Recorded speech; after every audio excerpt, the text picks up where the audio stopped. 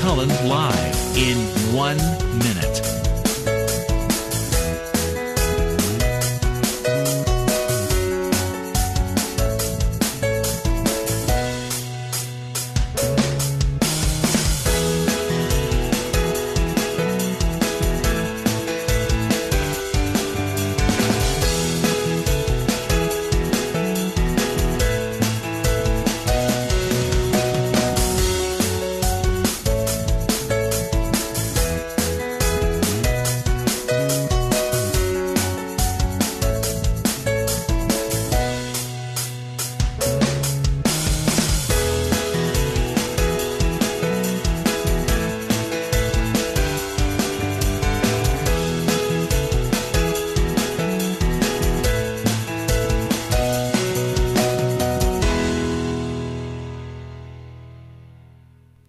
Welcome to Lynn Cullen Live at pghcitypaper.com. Email your questions and comments to Lynn at pghcitypaper.com.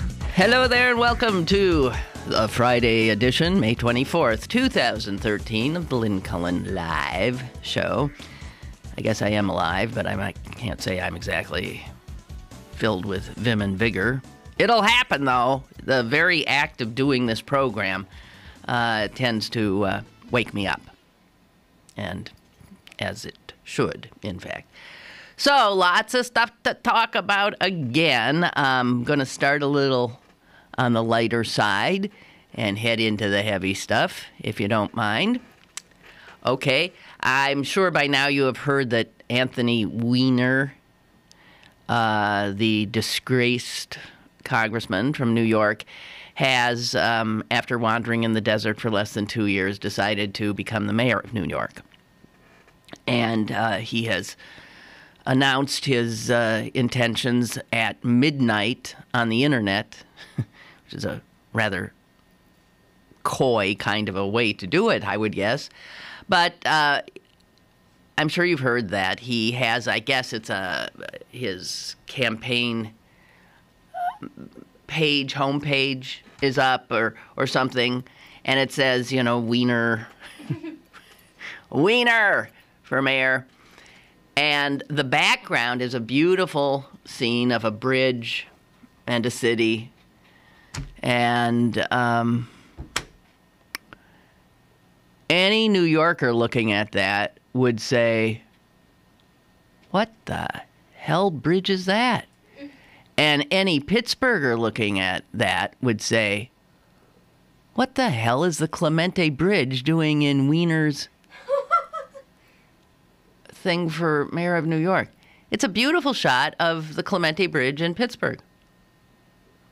Now, how does a mistake like that happen? What kind of numbskull would put something together for a guy who's running for the mayor of a city with plenty of bridges in it, some rather iconic, in fact, and the level of incompetence that exists out there is sometimes awe-inspiring. It really is. There's a lot of nitwits getting paid. A lot of smart people unemployed, a lot of nitwits getting paid. Okay, that would be a real nitwit move. And I just get sent this from Aaron, one of our listeners. He's a big fan of David Sedaris.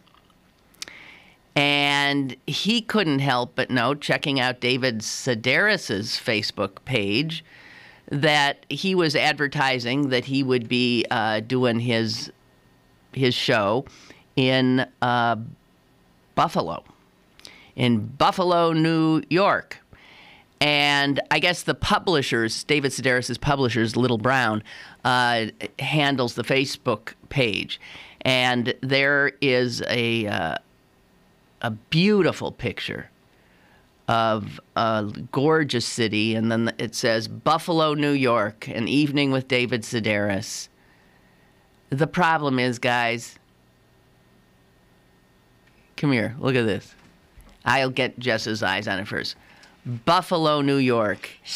Oh, my God. Yeah, well, there it is. Oh, what do we see here? Would that be, that'd be UPMC? Yeah, that would be Highmark. PPG Place. They're all here. Oxford Center. Yep, it's Pittsburgh again. What the heck is going on? And they happened on the same day. They did. They happened on the same day. So you got to figure both of these things happened in New York. Little Brown is in New York. So someone in New York putting this together for their... maybe they just look around for a beautiful looking... But I'm sorry, again, nitwit. You would look for a Buffalo, New York skyline and put it on that. And how does Buffalo, New York end up being Pittsburgh, Pennsylvania? Anyway, we're such a beautiful city that even New York and understandably Buffalo, are trying to pretend that they, in fact, are us. Are we? Are whatever. So 2 misuses of beautiful shots of our fair city, one in the political realm, one in the entertainment realm, and that just for your amusement. And nothing more. Hearkening back to the window stickers and bumper stickers we were talking about yesterday, Jess, I hate to tell you, I think you, more than me, have crushed Lori, who heard your contempt for those stickers of the families that stick figures that people put up. And she writes, gee, I didn't know you and Jess felt so strongly about window stickers. I happen to have 4 of them on my back window. Parakeet, cockatiel, parakeet. I think they're cute. And I found them by chance at a bird fair that is held several times at my local fire hall. Yes, she admits, in Norwin. And we were making fun of Norwin yesterday because weren't they the ones that had like 0 votes? Nobody showed up in the Democratic primary. Oh, Lori, you took it on the chin from us yesterday, didn't you? Thanks for rejoining us anyway, and I forgive you. I think 3 parakeets and a cockatiel is definitely less egregious than the ones with all the little children on it. Gee, there was one once who, I swear, there were 17 children. I mean, the children went right across the front, and it was like a big van too, as well. They should have had. Okay, so that's all the stuff hearkening back to other things. God. I will get to the president's, I thought, amazing speech. I didn't listen to it or watch it. I read it. I downloaded the full transcript and read it, and it's like a tutorial. It's like a tutorial. It's not. It's again the old professor that is our president. He's trying to teach the country about the reality of terror and how we should rethink what we are doing to safeguard ourselves, given that reality. I thought it was a marvelous speech for anyone who listened with an open mind. You could not help but learn something. I think he's trying to pivot the entire American military response to terror, but he's also trying to pivot the American psyche, and that's probably the tougher job. But boy, do I wish him well. Anyway, I'm going to talk about that later because that sounds so heavy. Now I have something that is also heavy because it upsets me. So this could conceivably head into a rant. And I know I've said it before, but I found myself watching CNN last night. Piers Morgan, who I cannot tolerate. But I thought, I haven't checked out Piers since the tornado. Let's see what he's up to. Oh my God. I Now, I admit, I wanted to turn it off immediately. It was so offensive to me. But I watched the way you watch something that is so appalling that you can't tear your eyes away from it. I watched with my mouth hanging open, my jaw slack. I kid you not. I literally was standing there like... Now, Piers Morgan had on, not with him, they were there from the tornado site, from Moore, Oklahoma. He had on some people who had survived it.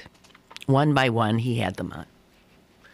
The one I saw, I don't know if I saw this from the top or not, I have no idea. But what I first came upon was an older man who had been pulled out from under the wreckage of his home by two strangers. And he was a man of few words. This is a guy who was not made to do an interview on television. And right there was he was uncomfortable, I could tell. Piers wanted one thing and one thing only from him. He wanted emotion. And he wanted a specific kind of emotion. And he went for it. So here's this guy. He says to him, I am going to show you a video. This is something you've experienced, but you never saw. I'm going to show you how you were discovered. I'm going to show you the men coming to your aid. So what they did, while this guy is still under all of this, his house, and he's screaming, help me, help me. You see a guy, you don't see the guy under the ground. You see somebody saying, I hear you. Where are you? Where are you? And you see the rescue from the rescuer's perspective, from on the ground. And you see them telling him, we're going to get help. We're going to get help. Hang on. You're okay. You're okay. And starting to pull things off him. So this guy, this you could tell sort of taciturn, man of few words kind of a guy, looked like a Native American to me. He's watching this on live television as we all watch him watch it. And he starts to break down. And for whatever reason, he really can't deal with what he's seeing. And then, of course, after the tape, they go back to him, and Piers drills right in. Alex, tell me, what were you feeling? What were you feeling when you heard those voices and you knew they were going to save you? What were you feeling? This guy is like, he's feeling so much right now. What he was feeling then, he can't. He's stumbling around trying, and he drops back into what anyone would, almost anyone. I was praying to God. That's all he said. God heard me. God, blah, blah, blah. I was praying to God, God, God, God, God, God. That's all he said, which really isn't satisfying for Wolf. Not Wolf. This is Piers, right? Two of them could. Piers wants more. He's not getting enough. You must have thought you were dying. Tell us, how did it feel? This guy can't quite say it. Doesn't know what. And then Piers says to him, those two men who pulled you out, you didn't know them, right? No, this guy says. He said, well, we're going to reunite you with them right now. And I thought, what is this? Queen for a day? What is this? And so they, all of a sudden, there's the guy and there's two other guys and they're sort of pushed onto the pushed in front of the camera. And the guy who'd been saved grabs one of his rescuers, this young man, and just starts crying, just sobbing on his shoulders. And the young man is a little, he hugs him and says, "You're okay now, you're okay, and oh, thank you, and it's so intense. But the old guy doesn't want to let go. He can't let go. And we got a TV show going on here, guys. I mean, that was really good. That was really good, but you need to break it up because we got another little hug coming from the other rescuer. And you could see this sort of, you could hear, well, maybe you couldn't, but I've worked in television. You could hear the director back in Atlanta who was choreographing this, saying, "All right, that was good, break it up. Somebody tell the other guy to move in there. Move in. Get the other guy off, move him in." You could just hear it. So the one guy sort of extricates himself. The other guy comes in. They're all, hugging and hugging. Thank you. It was, their names were Juan and Jarrell or something. The only thing that was funny, that finally was some relief, is the old guy says to the two who rescued him, "Thank you. Thank you so much for saving my life." And the kid, one of his rescuers standing next to him, says, "Sure, man, anytime." And I thought, anytime you should find yourself buried under your living room and bedroom and the entire contents of yours and your neighbor's home, anytime, man, I'm there for you.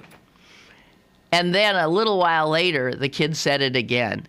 Anytime. And for some reason, somebody laughed. I think the other rescuer, he thought it was funny, like I thought it was funny. And then even the kid who said anytime realized it was funny. And so he said, "Well, I hope it doesn't happen again. But," and then this "but" trailed off. And I guess if you live in Moore, Oklahoma, it could happen again. Excuse me, guys. I'm sorry. Asthma. Asthma. Okay, so he finishes up putting this poor man through the emotional ringer, and it seemed pretty clear that this guy was suffering from PTSD. He PTSD, because he talked about nightmares he was having. He talked about he'd hear. He was still so shaken. That doesn't matter to CNN. Let's get that guy out here. We're doing this for our audience, and our audience likes to see these survivors. They like to see these survivors break down. Then, is this not the cherry on top? We're going to bring in the two rescuers and reunite them right here in front of all of you. Ain't that? Okay, let me tell you what this is. This is exploitation of people's private tragedy. This is exploitation of people's private grief. This is exploitation when all that man needs is some therapy, and it shouldn't be given in front of millions of viewers who are watching. They might not feel they're watching for entertainment, but yes, that comes under the broad scope of entertainment. Anytime CNN gets you riveted to your television to see what's going to happen next, that's entertainment. Okay. It gets worse. He goes on to some woman who, I guess, ran to the school and dug through it, found her daughter, is seen carrying her daughter through what looks like a vast wasteland. And her daughter is hospitalized, was injured. And Piers starts up on her. "I want you to watch this video of you and your daughter." And he shows her this searing moment of her running with her daughter. And of course, and this time I wrote the question down. He says to her, when you look at that, how does it make you feel?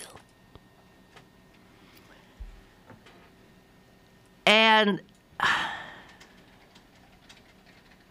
what do you mean, how does it make you feel? And then he says to her, when you were running toward the school, when you didn't know what you would find, you must have considered the possibility that your daughter was dead. Or he said, you must have possibility the very worst. And the woman starts sobbing. Good. We got her to think about the terror and how she thought her daughter might be dead. And now she's crying, thank God. This program went on and on and on. And this is, and I've used the term before, this is emotional pornography. Like pornography hurts those who are used in its production, this kind of pornography harms these people. And when you think the reason they are in the target of the Piers Morgans of the world is because they have already been victimized by an act of nature and forced to live through a nightmare and hell, and are left having to deal still with hell. And they've got a lot to attend to. And there is nothing in this exploitation of them for all of us in our intact homes to view. There is cynical exploitation and further victimization. And we do it all the time. And if you get the sense, I just detest the way media operate now. This emotional kind of, I hate it.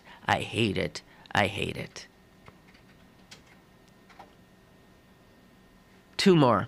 Okay, I got two more things beyond belief. Hello, caller.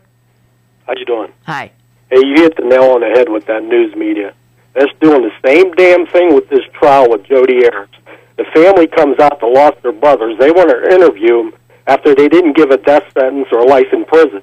They want to jump on those people like flies on shit. It's unbelievable that they operate this way, but what are you going to do? Pain in the ass. If I was in a situation, the guy asked me how I feel, I probably would knock his teeth out and blacken his eyes. Honest to God. I'll see you. Thank you. By the way, when I was a reporter a million years ago, I used to laugh at any reporter who would ever ask that question, how do you feel? First of all, if you have to be that blatant about it, you're not very good. And there's a way of, if you're trying to get a little emotion, there are ways to do it without, I mean, how do you feel is a stupid question. You think of it. I mean, how does one express? If you're an expressive person, maybe you got a shot. But okay. Anyway, here's two more things. This I thought was poetry. The next two things are two women, both of whom got the best of, just by virtue of the fact that they were. One was brutally honest and the other was a poet, even if she didn't know she was. So Piers goes on to some young woman who rode through the storm in her daughter's closet or something. Oh, yes, and he also reunited her with her daughter, who she'd already seen before, but it was an effort to make it appear that it was so screwed up. But this woman said the most amazing thing. It just goosebumps. She said, I was the first to emerge out into the outdoors. She was the first to crawl out. She said the first on my street, because she walked out and she looked around, and you've seen the pictures. She saw no one, nothing moving, and everything that she had known that had been there, gone. She said, it felt like I was in a movie about the end of the world, and I was the last person. And Piers comes back with his question. How did you feel? And she had an answer. And it's the answer that freaked me out. How did it feel? She said, I felt lonely.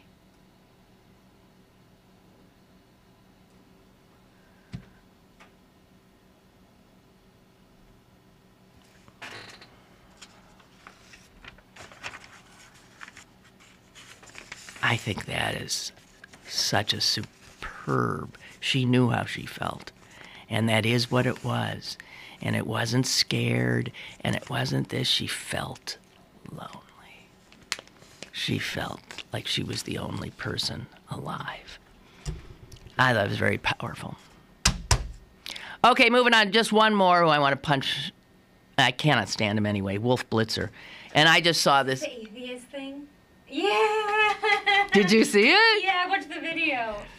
Oh my God, Wolf Blitzer's doing, the CNN thing, interviewing a woman. I'm not sure what she survived, and and so he says to her, "Well, I mean, you have to have. I don't know. Do you remember exactly what he said to her? You have to believe. I mean, well, must be God. I mean, you have to. I mean." Well, how can you even explain how you end up standing? And I mean, you have to believe in that God somehow, blah, blah, blah, blah, blah, says Wolf, blah, blah, blah, blah. And the woman, I think holding a child, says to him, I'm an atheist.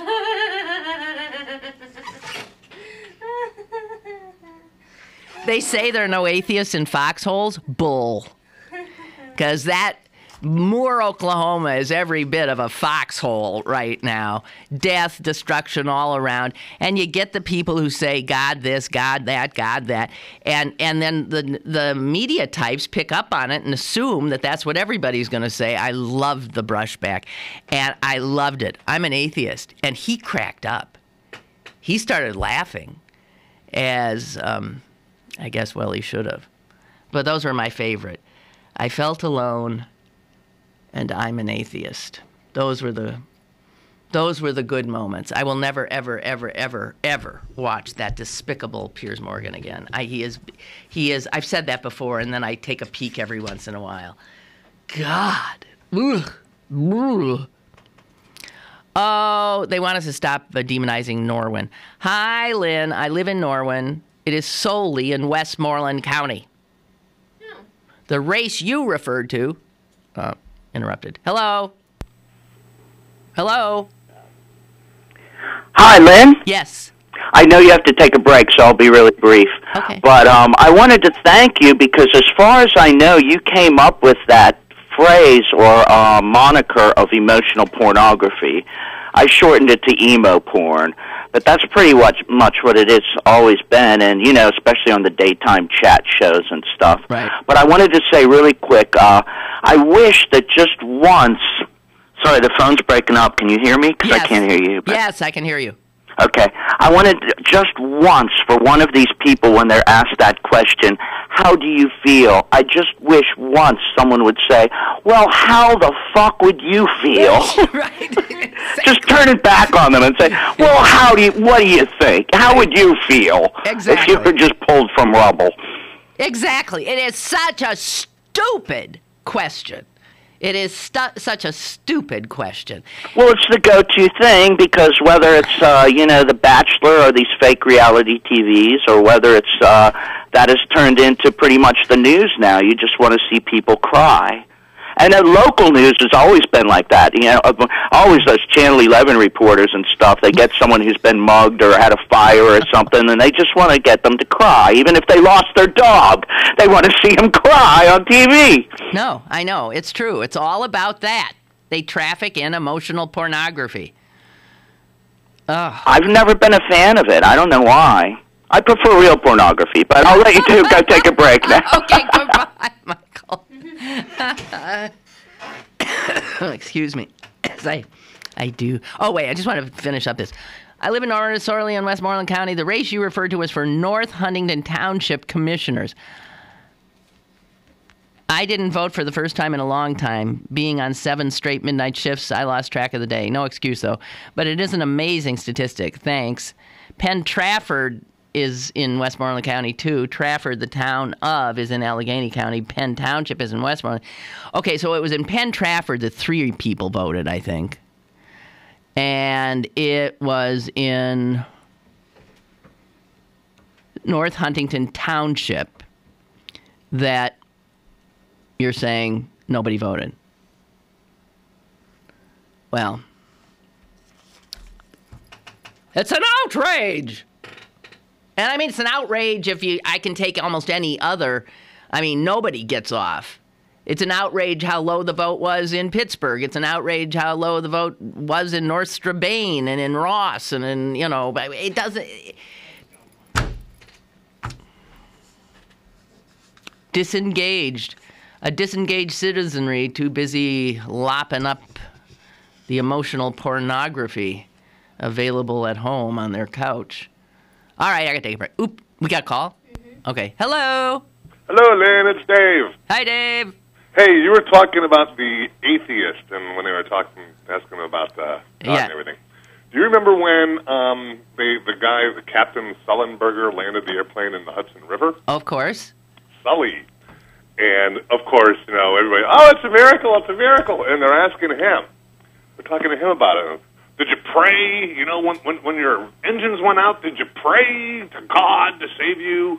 And he said, no, I didn't have any time. We were too busy. And isn't it a miracle how you were able to land this plane and nobody got killed? He said, no, it was training. Me and my first mate, whatever he is, trained very hard for these sort of situations. God had nothing to do with it. So all of a sudden, he fell very much out of favor with the religious media. Oh, they didn't like Sully so much because he didn't give it to God, huh? No, you've got to give it to God. You know what? Years ago, I used to work at a company up in the north side, and lady needed our product, and theoretically, I could not get it to them in time, but I pulled some strings and did this, that, and the other thing, and I actually got it to them, and they were very happy. And so when this woman called, she called me back and said, I just want to say, thank you, Jesus. Thank you, Lord, for doing this for me. Thank you, Lord. Thank you, Jesus. I said, Jesus didn't have a damn thing to do with it. I did it. You can thank me. You can thank my boss. You can thank my company. Jesus and God didn't have shit to do with it. They don't work here. Well, of course, I didn't put it that way. Well, that was not gracious of you, Dave. No, but you know what? She never once said, thank you, Dave. But she thanked God and Jesus about 10 times each. Well, okay. You could have said, my name is not Jesus, it's David, and I did this for you. Thank you. Or I understand your confusion. A lot of people do confuse me with the Lord. I understand. I'm sure they do. Yeah. I'm sure they do. Well, thank you. Thank you for the call. You're welcome. Yeah. Let's go, Pens. Indeedy. Let's go, Pens. Okay, I do have to take a break, don't I? She's staring. She's staring at me in a very firm kind of a way. All right. Goodbye. Email your questions and comments to Lynn at pghcitypaper.com or call Lynn at 412-316-3381. Lynn Cullen Live will return in a moment. Are you ready to paddle to the point? Paddle Without Pollution, Pittsburgh's nonprofit watershed stewardship and education organization, will hold its 3rd annual cleanup of Pittsburgh's 3 rivers on Saturday, June 8th. Dozens of kayakers and canoeists will launch from 3 points, one each on the Allegheny, Ohio, and Monongahela rivers, and paddle toward Point State Park, picking up trash as they go. After the cleanup, volunteers will enjoy food, entertainment, and prizes at the park. Join Paddle Without Pollution on June 8th to help protect our rivers, have some fun, and be a part of this special event. To register, visit www.paddlewithoutpollution.com. This week's Pittsburgh City Paper is available now. Pick up one today for a look at how the sequester is harming local social service programs. Plus, PyroFest, Marina and the Diamonds, Muckfest, and Joe Aiello. Pittsburgh City Paper, available at over 1,700 locations throughout Western Pennsylvania. And on the web at pghcitypaper.com. And on your smartphone with GPS-enabled listings at citypapermobile.com. Have a question or an opinion? Call Lynn Cullen at 412-316-3381 or email lynn at pghcitypaper.com. Now, more with Lynn Cullen Live. Okay. I know I had some other thoughts. By the way, emotional pornography. I don't think I coined that term. First of all, I think it's one of those terms that probably a few people thought of. I don't know where it came into my lexicon, but I don't think I was the handmaiden of it at its birth. Emotional pornography. Yeah. Okay, whatever. It's just part and parcel now of our media, and it sort of infects everything. It creates this this format that essentially tells us how to understand a story, how to take it in, how to make sense of it. And what they do purely is just drill down into as much emotion as they can. That's all they're offering. They're not offering much else. I'm going to sneeze. Oh, I'm not. No, I'm not. Oh, that's to stop coughing. Wait a minute. Ah, okay. You good? I think. Then it'll just sneak up on me. Okay. Okay, I'm not going to talk about the Boy Scouts ending their gay ban because they didn't really. I mean, you can't say, okay, gays are okay until they hit the age of 18, and then they're scary again, and we can't have them around here as leaders. I don't know. I just, hell with them. By the time the rest of the world catches up, I'll be dead and gone. I never got around, and I wanted to today, about this thing with the Pope exorcising a demon. Did you hear about that? No. Well, this is always fascinating to me. So some priest, Juan Rivas, brought from Mexico a man who the priest believes is possessed. And this priest from Mexico schleps this guy all the way to Rome and takes him to the Mass on Sunday in St. Peter's Square that the Pope, where Pope blessed. I don't know how he finagled getting this guy so that the Pope would lay his hands on him. But the new Pope did lay his hands on this person possessed by the devil and recited a prayer. He did this with everyone there. And as the Pope took his hands off the man's head, the man heaved deeply a half dozen times, shook, then slumped in his wheelchair. The images were broadcast worldwide. And then questions started being asked, and the Italian Bishops' Conference then declared that according to several exorcists, there was no doubt that the Pope had freed the man from the devil. Now, the Pope didn't say he did. The Vatican released a statement on Tuesday, said that Pope Francis did not intend to perform any exorcism. But as he, maybe the power of his hand and prayer on this guy's head did it anyway. I give you a little more of this. The Reverend Gabriel Amorth, a leading exorcist for the Diocese of Rome, said he had performed a lengthy exorcism on the man Tuesday morning and ascertained that he was possessed by 4 separate demons. And then there's this, which completely confuses me. He said the case was related to the legalization of abortion in Mexico City. What?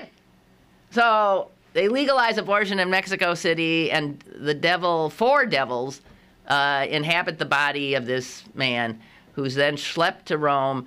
The Pope puts his hand on him. He heaves, he heaves, he heaves, he slumps, and he's cured. Says right here, too, that fueling the speculation that Pope Francis did indeed perform an exorcism is his frequent references to Satan. So he does call him out all the time, thinks of him very much as a presence. And here I'll leave you with a moral theologian's remarks at Rome's Pontifical Holy Cross University. The devil's influence and presence in the world seems to fluctuate in quantity inversely proportionate to the presence of Christian faith. So, one would expect an upswing in his, that's the devil's, malicious activity in the wake of de-Christianization and secularization in the world, and a surge in such factors as drug use, pornography, and superstition. So that's the word from the Vatican, that the Pope, in all likelihood, sent these demons running from this guy, and that if you don't have Christians, a lot of Christians in the world, you're going to have more devils. There you have it, just so as you know, because I don't know if that was getting a lot of press, as they say. As I said, I do want to talk about the president's speech, and as I said, I didn't listen to it and I didn't hear it. I read it. It reads like a textbook, and an interesting textbook.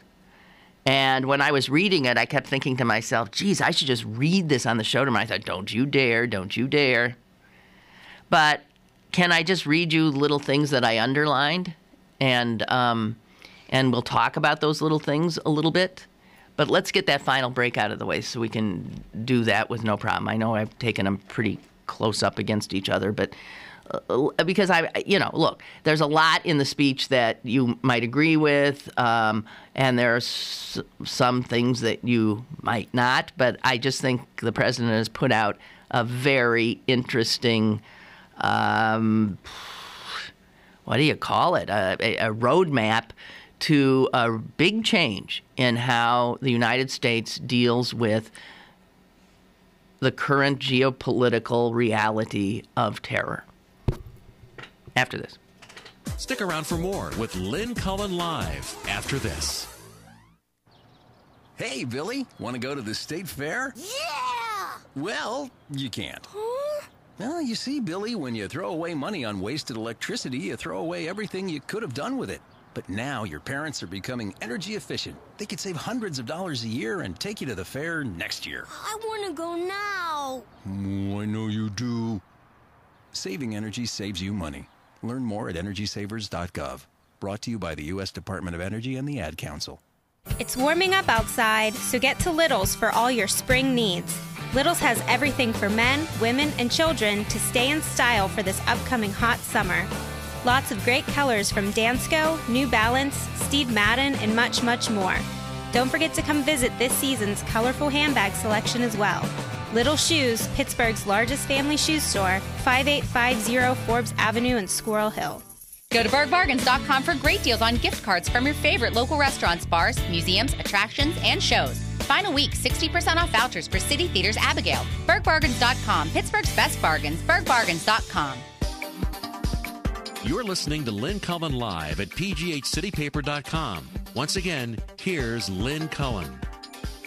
Okay, talking about the president's speech yesterday at National Defense University.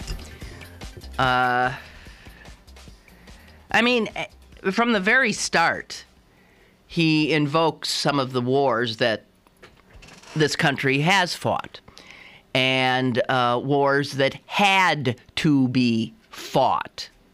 I say that with that emphasis because there are wars that have to be fought. I mean, I know people who are anti-war, whatever war it is. They are immediately against all war, which is fine and dandy. But I would argue that if you didn't fight a war sometime, then we'd all still be living under the, well, Queen Elizabeth would be our monarch right now. I mean, I never understood that about the anti-war people. Wouldn't you have fought the British? Wasn't that a war worth fighting? Did you agree with Abraham Lincoln that the Civil War was worth fighting? I actually have had many a second thought on that one. And then there are wars that aren't worth fighting, and we fought plenty of them, and we seem to really be doing a lot of those in my lifetime. World War I was not necessary. 1898 was not necessary. Spanish-American. But World War II was. Anybody not want to stand up against fascism? And you could argue the Cold War. Anybody want to stand up against totalitarian communism? Okay, fine, whatever. But so he points out all these times that we have gone to war, and many of them times when, yes, it had to be done. But he said, every war comes to an end. We don't seem comfortable ending this current war on terrorism, and that's what he wants to end. The whole idea of it. We have been at war, he reminds everybody, for over a decade. And he also said, and I believe, that in some cases we compromised our basic values in fighting this war. We did it by using torture to interrogate our enemies. We did it by detaining individuals in a way that ran counter to the rule of law. He's talking about Guantanamo. So he says, after I took office, we stepped up the war against Al-Qaeda, but we also sought to change its course. And he said they went after the leadership. We banned torture. We affirmed our commitment to civilian courts, and he did. And we worked to align our policies with the rule of law.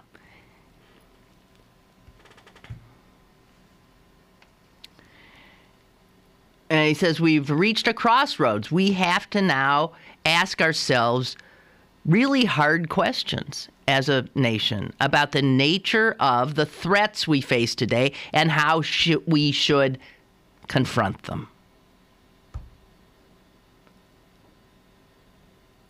You know, I always say about the Republicans, the poor Republicans just have this one toolbox, and all it's got in it is a hammer. That's the only way they see of confronting anything. Everything looks like a nail to them because all they got's that hammer. And Obama, not surprisingly, with a sense of personal grace and agility, wants to finesse our response to the threats that face us. Because the way we're doing it is so wasteful. It's wasteful of human life. It is wasteful of gazillions of dollars. It is wasteful in every way. I mean, nearly 7,000 Americans are dead. Many, many more maimed, psychologically and physically. And then the president, who's used drones more than any other, says, from our use of drones to the detention of terrorist suspects, the decisions we are making will define the type of nation and world that we leave to our children. I thought the most fascinating thing about this speech was his telling Congress to take away some of the executive powers here. Take it on. Don't let us have this, don't let me do it as much as I can or have. I don't know. I found that surprising. So here are the president's words. We must define the nature and scope of this struggle, or else it will define us. And then he quotes James Madison, and how James Madison warned that no nation could preserve its freedom in the midst of continual warfare. And that full quote by Madison, which he didn't use, is fascinating because he says a state of continual warfare gives way too much money and power to the executive and to the military. And once that happens, it changes the very nature of our country. That was the warning from Madison. You can see, and it's something that General Eisenhower warned about as well, right? Got to watch that, because that's how you end up setting up potential, oligarchies or whatever, governments that do not match the idyllic view we have of our own country.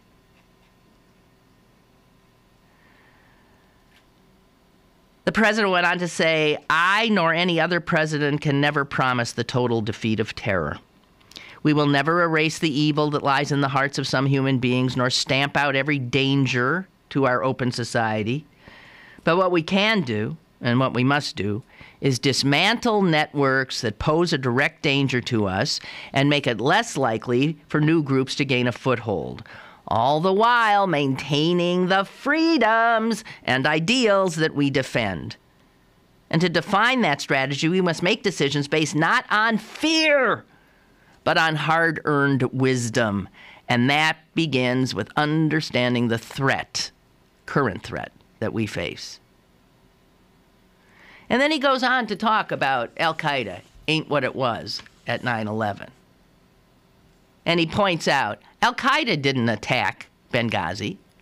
Al-Qaeda didn't attack Boston. He says they've not carried out a successful attack on our homeland since 9/11. Instead, what we have are these amorphous Al-Qaeda affiliates and these lone wolves. And he acknowledged that we face a real threat from radicalized individuals in the country. They're not Al-Qaeda, but like the brothers in Boston and like other wannabes, they can do terror and they can do damage.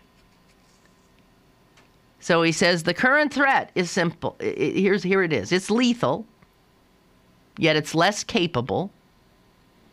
Al-Qaeda affiliates, There'll be threats to diplomatic facilities and businesses abroad. There'll be homegrown extremists. This is the future of terrorism. And we have to take all these threats seriously and do all we can to confront them.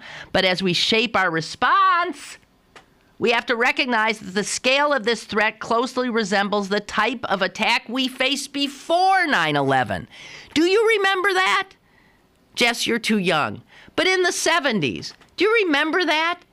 Planes were getting hijacked all the time. Remember that poor old man, Klinghoffer his name was thrown off a cruise ship, and they took that cruise ship. Do you remember Lockerbie? Yeah? They blew up a disco in Berlin. There was this thing in Bali. There was all that stuff.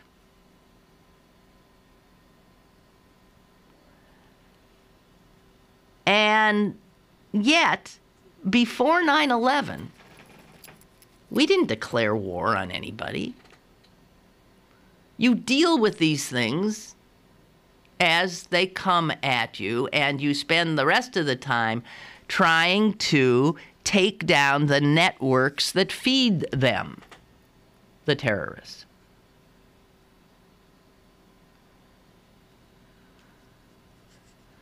And he says we have to redefine this effort. Is it a boundless global war on terror? No. It should be a series of persistent, targeted efforts to dismantle specific networks that threaten us, that will involve partnerships with other countries, which we're already doing under Obama.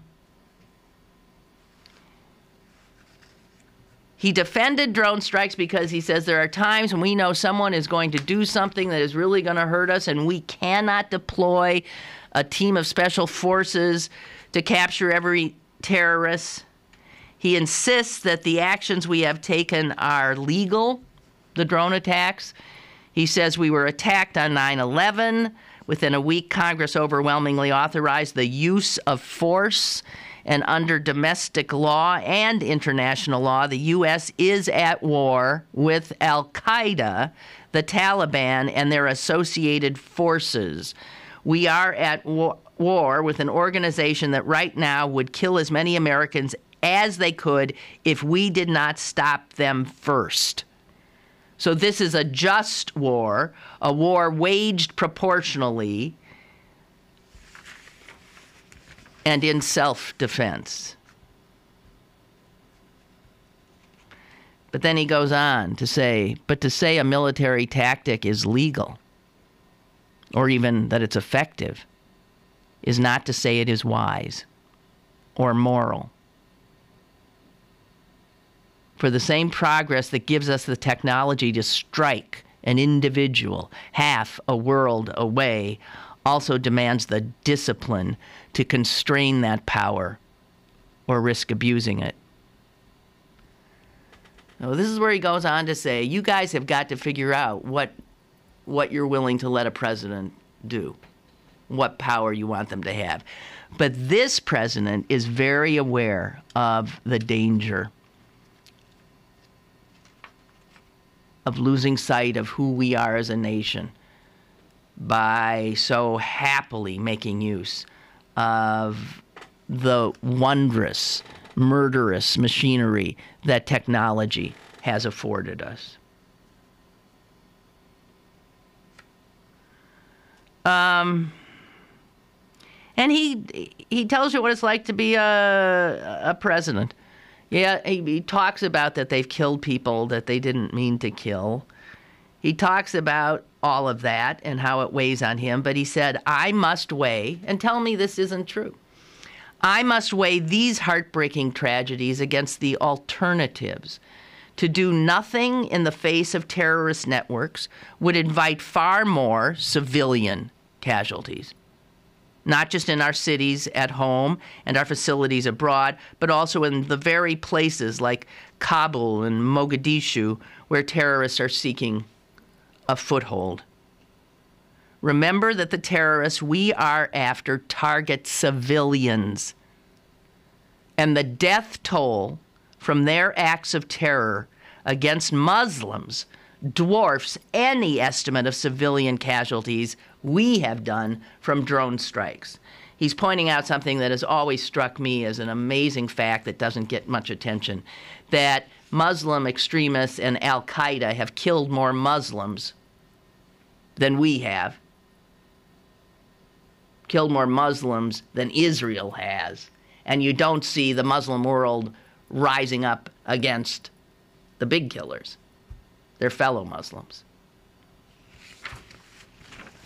I thought it was an absolutely brilliant speech. And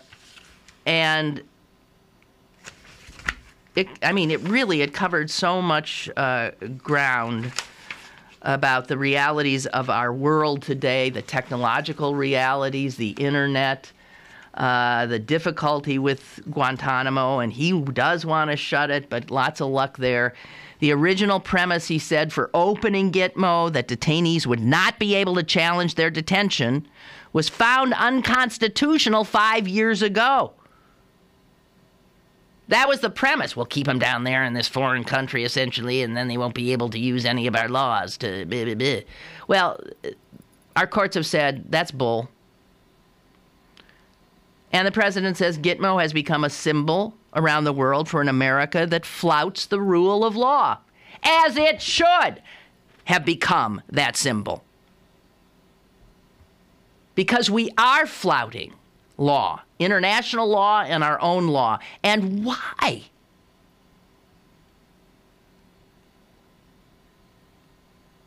During a time of budget cuts, we're spending $150 million plus each year to imprison about 160 people who, if we brought them to our maximum security facilities here, we would spend 20th of that. The heckler who heckles him in the speech, that's gotten a lot of play. And I must say, that was a very impressive exchange, actually, between the two of them. And I think the most astonishing thing that happened, and I've never seen it happen, when a president is heckled, he let her speak. He did try to engage her, but she really wouldn't shut up as much as she could have, and had a little more of a thing back and forth. But because she wouldn't shut up, she interrupted 3 separate times. She had a long time to stay and get her. Anyway, when she was finally taken out of the room, the president said, I think that, I'm going off script, as you might expect here. And the audience laughs, because audiences are primed for this moment. When the heckler's finally removed and the speaker is able to start speaking, they take a whack at the heckler. And everybody in the audience was ready for the president to do that. And he didn't.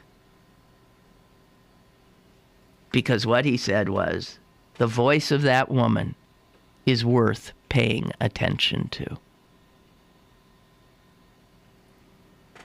I was stunned. She's screaming at him for things that he, as president, has overseen. And he was saying she has a legitimate point, and we need to talk about these things. I thought this was a fascinating speech, and I think the best he's given in a long, long, long, long time, and shows what a serious president this man is and what a leader he really is.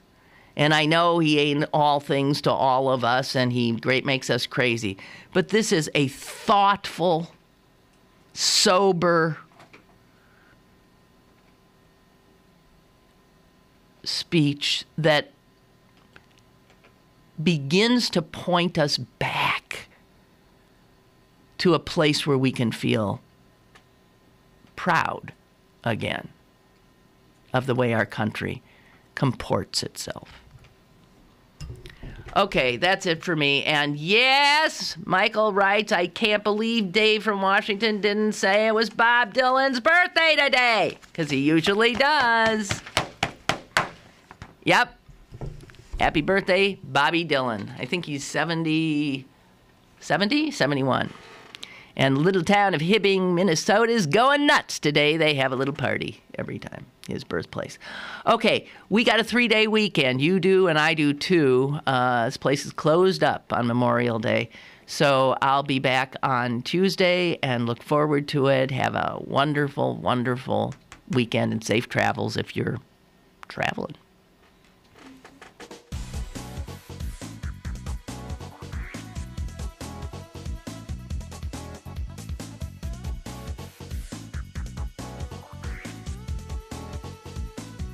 Lynn Cullen Live, Monday through Friday from 10 a.m. to 11 a.m. and archived at pghcitypaper.com. The opinions expressed on Lynn Cullen Live are those of the host and do not necessarily reflect the viewpoints of Pittsburgh City Paper, Steel City Media, and its advertisers.